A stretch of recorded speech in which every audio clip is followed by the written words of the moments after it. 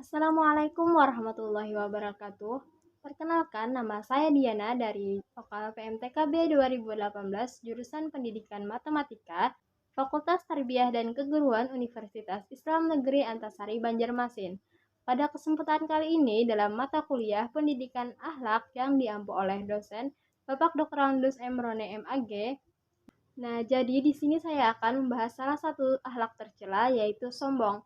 Apa sih sombong itu? Nah, jadi sombong adalah keadaan di mana seseorang merasa bangga dengan dirinya sendiri, merasa dirinya lebih hebat daripada orang lain. Nah, jadi sifat sombong ini adalah ketika seseorang merasa dirinya lebih hebat daripada orang lain, atau dirinya lebih mulia daripada orang lain, dan sebagainya. Nah, di sini seseorang membanggakan dirinya.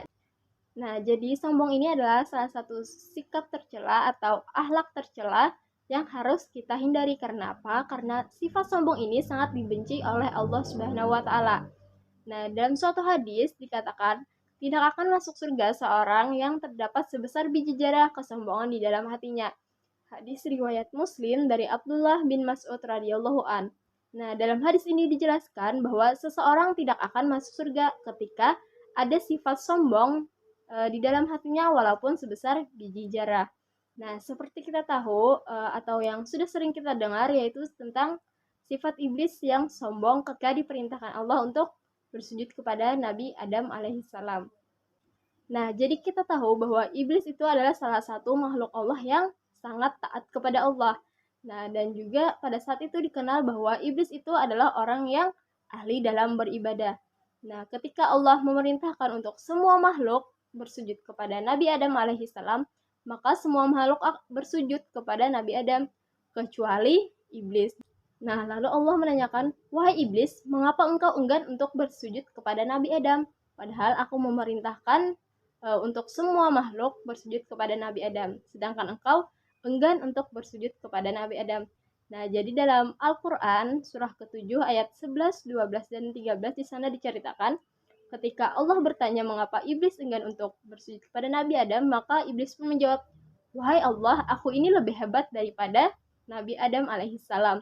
Aku ini diciptakan dari api, sedangkan dia diciptakan dari tanah." Nah, jadi karena kesombongan dari iblis tersebut, maka Allah pun menjadi murka dan Allah melaknat iblis sehingga iblis dikeluarkan dari surga. Nah, jadi iblis dikeluarkan dari surga karena sifat sombong yang dimilikinya, yaitu ketika Allah memerintahkan untuk sujud kepada Nabi Adam, tapi iblis enggan untuk bersujud kepada Nabi Adam. Nah, jadi ketika iblis saja seorang yang ahli ibadah dan dia pun termasuk salah satu penghuni surga, ketika diperintahkan Allah untuk bersujud kepada Nabi Adam, tapi iblis enggan untuk melakukannya karena dia merasa lebih hebat daripada Nabi Adam alaihissalam, maka seketika Allah mengeluarkannya dari surga. Padahal kan bersujud kepada Nabi Adam itu adalah perintah Allah, bukan tentang kepada siapa kita bersujud, tetapi tentang kita yang mengikuti perintah Allah. Nah, jadi di sini kan iblis sombong sehingga seketika Allah mengeluarkan iblis dari surga.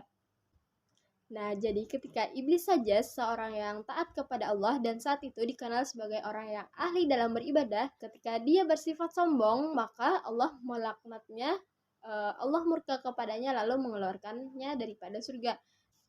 Nah, jadi kita sebagai makhluk yang ketika keimanannya itu bisa naik turun, maka hendaklah kita menghindari sifat sombong.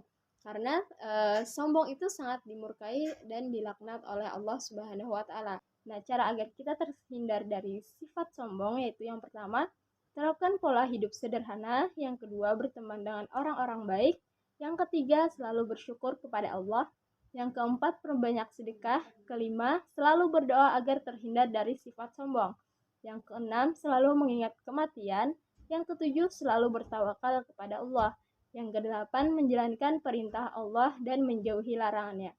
Nah, jadi itu tadi beberapa cara untuk terhindar dari sifat sombong. Semoga kita termasuk orang-orang yang bisa terhindar dari sifat sombong. Amin ya robbal alamin. Baik, sekian dari saya. Semoga apa yang saya sampaikan bermanfaat.